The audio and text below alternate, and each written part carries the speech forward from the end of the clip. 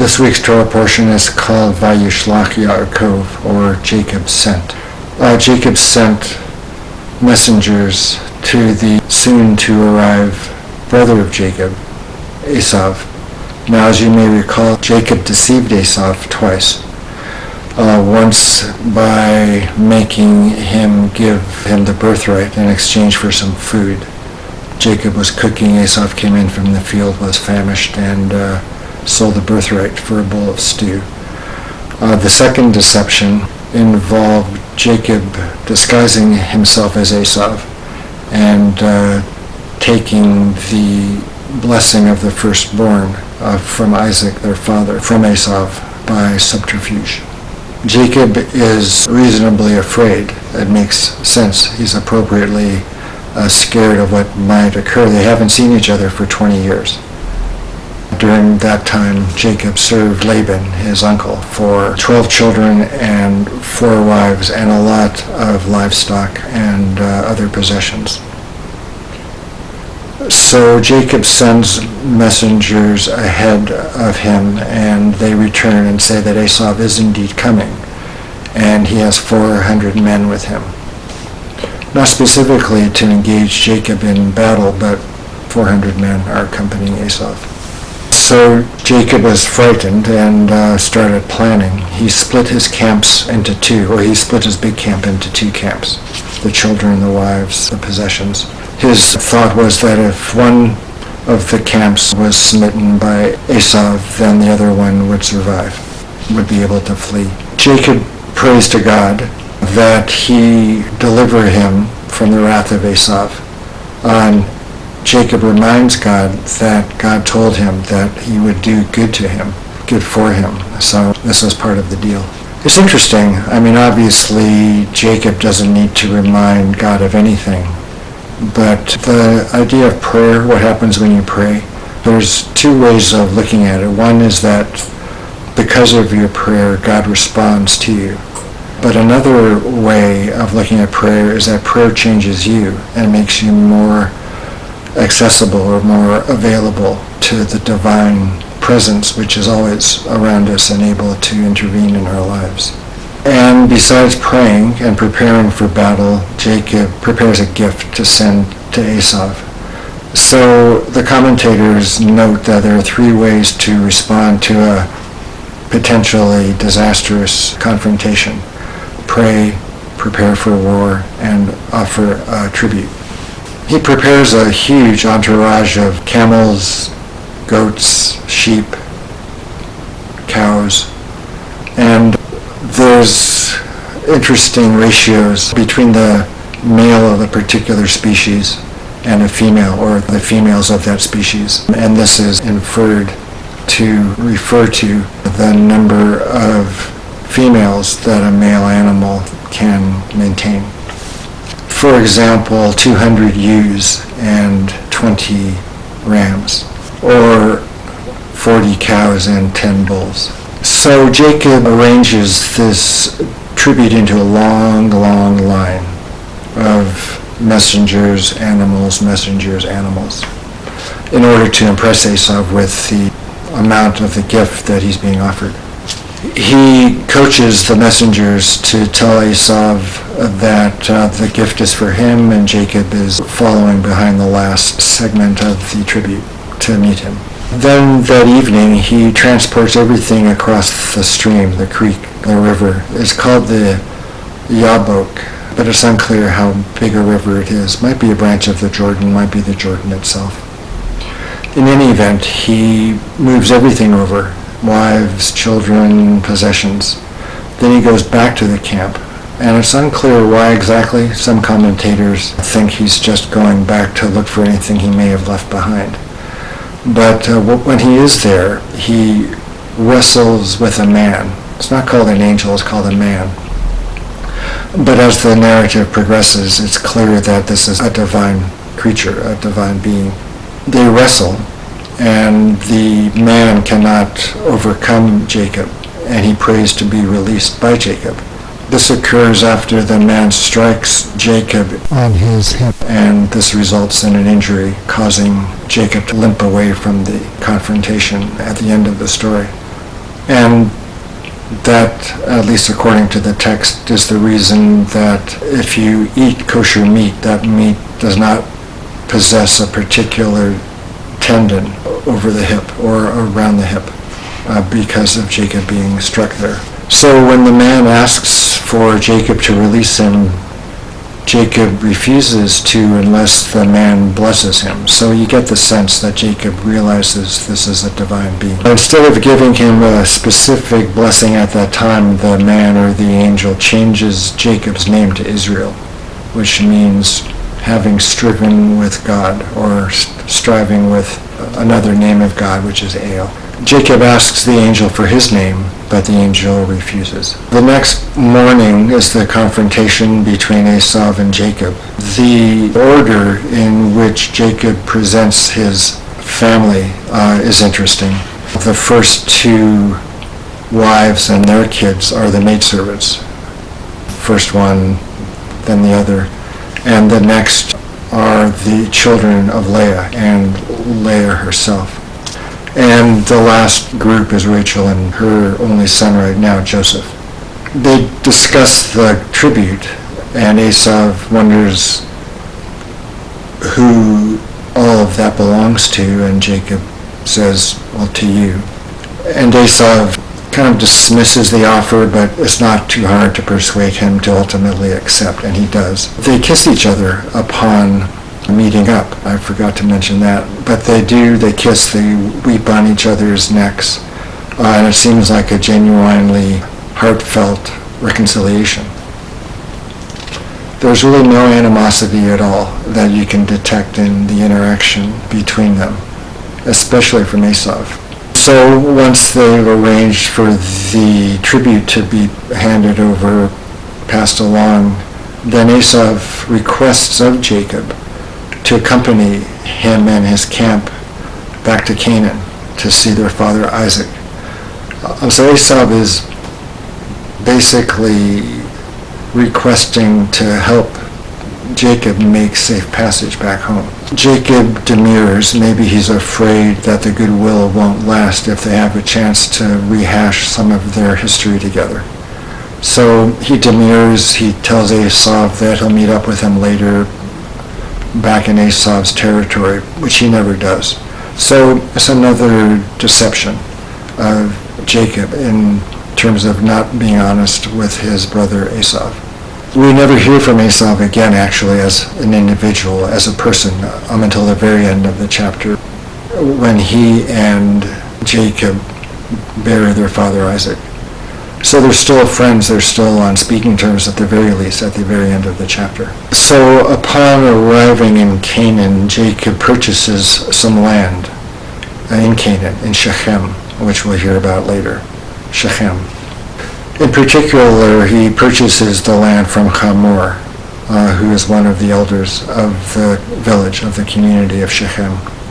And Hamor has a son who will abduct or rape or somehow or another violate the girl in the brood, Dinah, and that's coming up.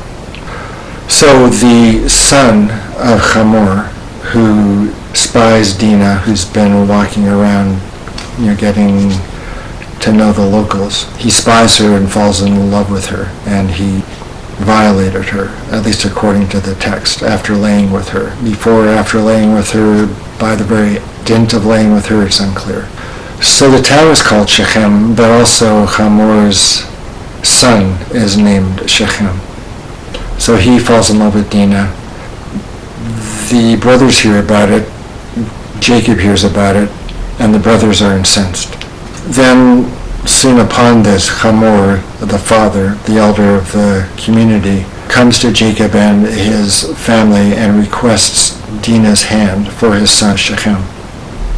Dinah is still in the town of Shechem, staying with Shechem. In exchange for the intermarriage of the Jews with the Canaanites, the Israelites, Jacob and his family would be free to commerce anywhere they wanted to, and they could intermarry as freely as they wished. So the sons come up with a plan. They tell the Shechemites that they won't accept their offer unless they become circumcised like they are. So the two Canaanites return to town. Everybody wants to know what happened, and they say, everything's cool. All we got to do is be circumcised, and we'll become one people. We can marry their daughters, they can marry our daughters, and so on and so forth.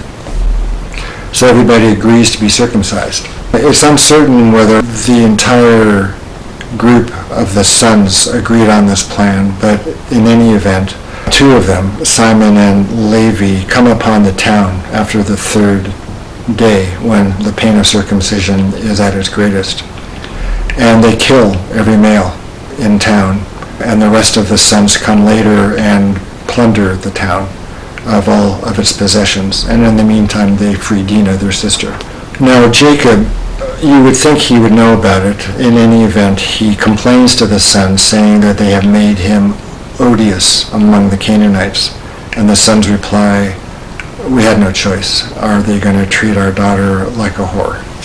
So God appears again in the next scene to Jacob, and he tells him to relocate to Bethel, which is where he had the vision of the ladder a few chapters back, Jacob and his ladder. There's an altar there, or a monument or a pillar that Jacob set up with the stones that he slept around or slept on top of. Now on the way, Deborah, Rebekah's wetnurse, who would be rather old by now, she'd be older than Rebekah, who we haven't heard of for quite some time, so she's probably been dead for a while now. The wetnurse of Rebekah, Deborah, dies on the way, and they bury her. This bespeaks the intimate relationship that still existed between Deborah and Jacob's family. We recall that Rebekah is the mother of Jacob and Esau, and the wife of Isaac, Abraham's daughter-in-law. So God appears again to Jacob, probably for consolation as much as anything, and he promises him that he will be fruitful, will multiply, and he formalizes the name change that the angel made. God himself, this time around, tells Jacob his name will no longer only be Jacob, but also will be Israel. And from now on, the two names interchange. There's a lot of commentary as to what's the characteristic of the man that's being actualized as Israel or as Jacob. It's food for thought. And but by and large, they're interchangeable. And also God promises Jacob the land. So God promises the land to Abraham, to Isaac, and to Jacob, the first three patriarchs. They continue on their way, and Rachel goes into labor, and she dies, giving birth to Benjamin, the second son. They bury Rachel on the way, on the road, or by the side of the road. And there's a place in Israel, Rachel's tomb, which is where she's allegedly buried. Note that Rachel, despite being the favorite wife of Jacob, is not buried in the cave of Machpelah, which is where the matriarchs and the patriarchs are buried. In that cave are buried Abraham and Sarah, Rebekah and Isaac, and Jacob and Leah, who is the hated wife, but somehow she managed to be buried next to him. Rachel, on the other hand, dies in childbirth, is buried on the side of the road. It's rather an ignominious ending for her. Now, what happens after this is curious. It's a very short episode. Reuben, one of Leah's sons, now decides to sleep with Bilhah, who is Rachel's maidservant. So it's pretty Freudian, or it's pretty strange, or it's pretty, it's just kind of it just kind of stands out. One of Leah's kids sleeps with Rachel's maidservant. In other words, he's usurping somehow Rachel, or he's lording something over Rachel on behalf of his mother Leah. In any case, Jacob hears about this, and that's pretty much all it says.